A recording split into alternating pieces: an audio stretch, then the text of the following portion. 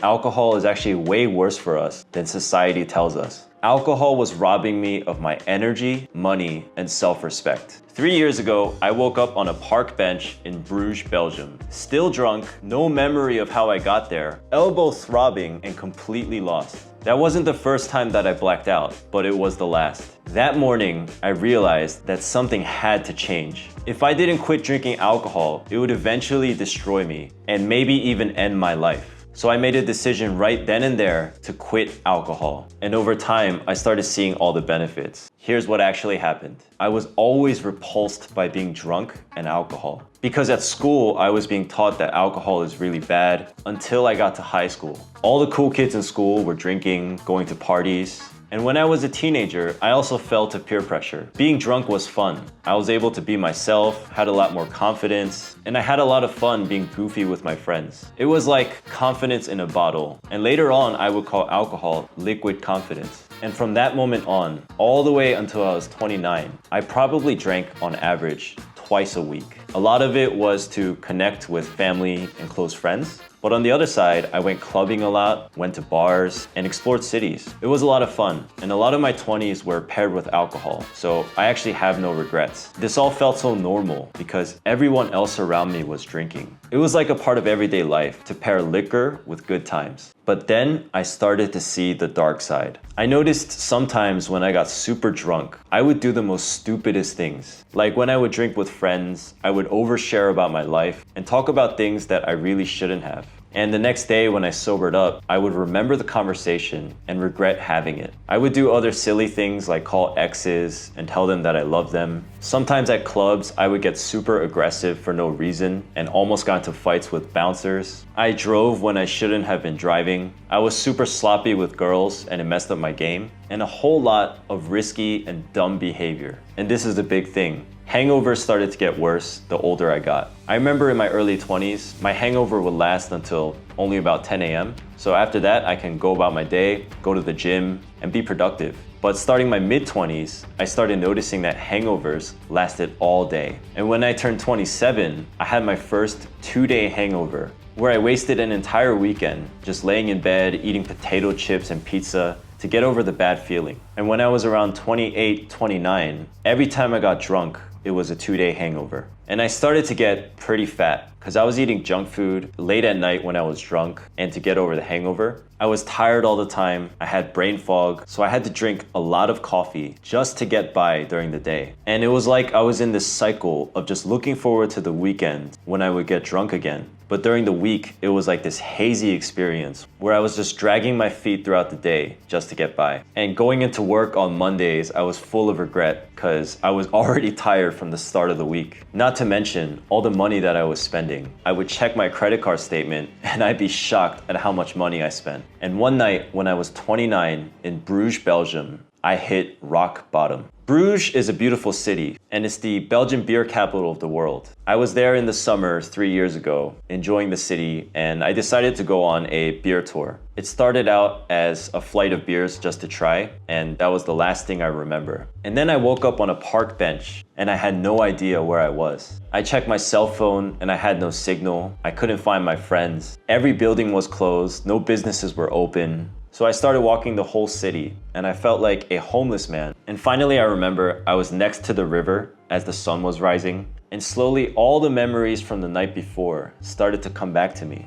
Basically, after the flight of beers, my friends and I went to another bar. We decided to take it a step further, and we ordered some whiskey and champagne. There were some beautiful women there, so obviously we started becoming very social, and with that came a lot more drinks. And it seemed like all was going well, until a group of 3 guys walked in and sat at the other side of the bar. One of those guys was interested in the same girl that I was talking to, so he came near our table and started chatting her up. And normally, if you know me, I'm actually a very nice and chill guy. So if I was sober, I wouldn't really care because I just met this girl that night. But because I was drunk and I was with my friends, they were egging me on to win her back. So I cut in between that guy and the girl. I started getting very aggressive with him, sweet talking her, and eventually this led to a tug of war where a few times he would invite her to his table and I would go to their table, say something to her and bring her back to ours. Obviously, with guys, egos, and alcohol, things don't go well. So eventually the three guys come to our table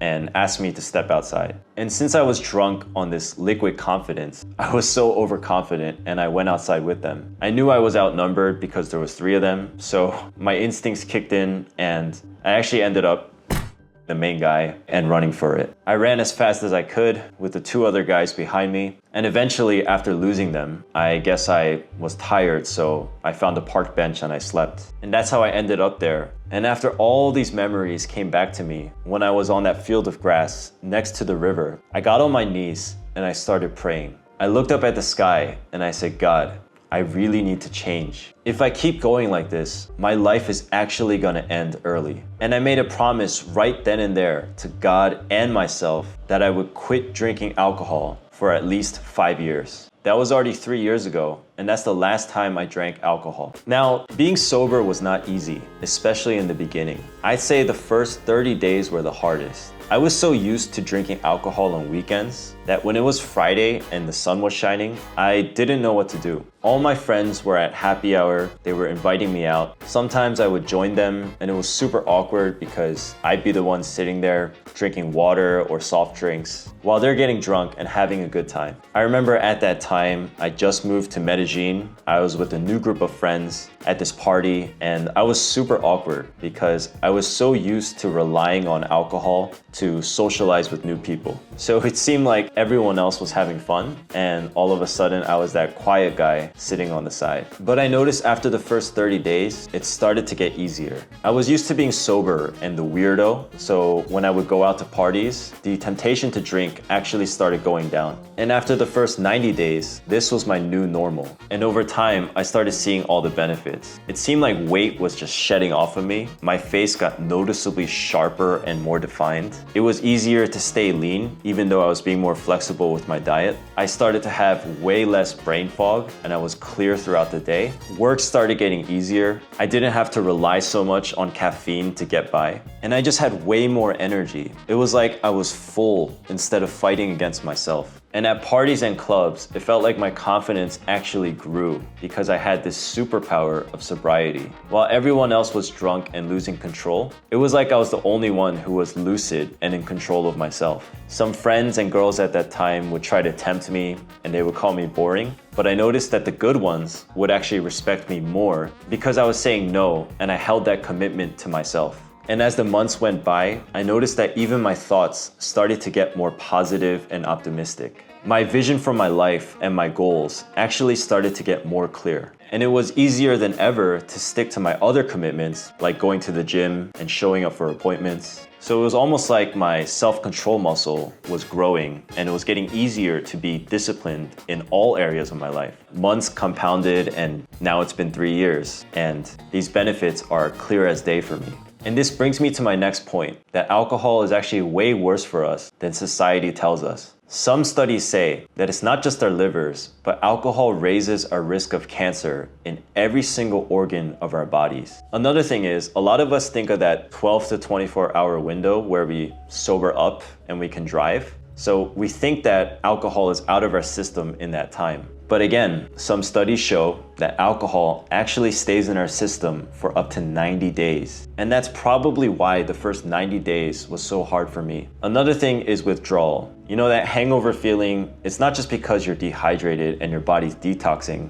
It's also because your body's craving more alcohol. And that's why a lot of functional alcoholics, what they do in the morning is they have a quick shot or one more drink just to get rid of that withdrawal. And that's why it's such a vicious cycle. And I want to make another point, and that's this. The word detox, think about it. That literally means to take out the toxins in your body. And that's because alcohol is literally toxic. It's poison. It doesn't belong in our bodies. And that's why our livers work so hard to clear our entire system of it. Not to mention that this is $1 billion industry. People spend stupid amounts of their money on liquor. I remember some nights in cities like New York or London, I would end up spending more than $1,000 in one night. That's $1,000 that I could have invested somewhere else and have returned to me, but instead I was literally dumping money down the drain. Think about that for a second. You're buying this liquid that's toxic for you, and sometimes you don't even have memory of the night, and you're dumping hundreds and thousands of dollars into it. It's probably the investment with the most negative ROI. And the crazy thing is, it's socially acceptable in most countries. And another funny thing I hear from people is, at least I don't do drugs. Just because alcohol is legal doesn't mean that it's actually better for you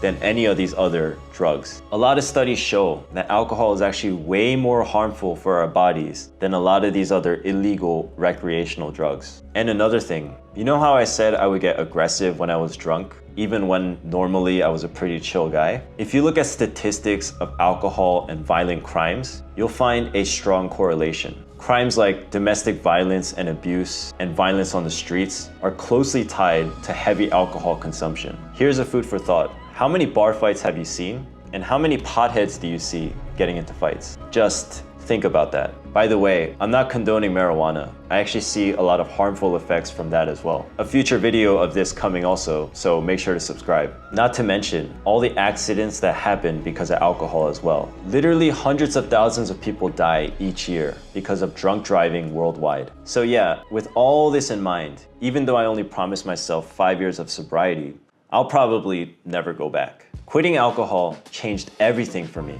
I got my time, health, confidence, and my future back. And if you've seen these negative effects also and thought about stopping, this could be your sign. Just start by committing to 1 week, 2 weeks, and 30 days, and it might just change your life forever. How do you feel about alcohol? Let me know in the comment section below. If this video resonated with you, make sure to give it a thumbs up and smash that subscribe button for more content like this. I've got way more stories to tell. As always, see you in the next one.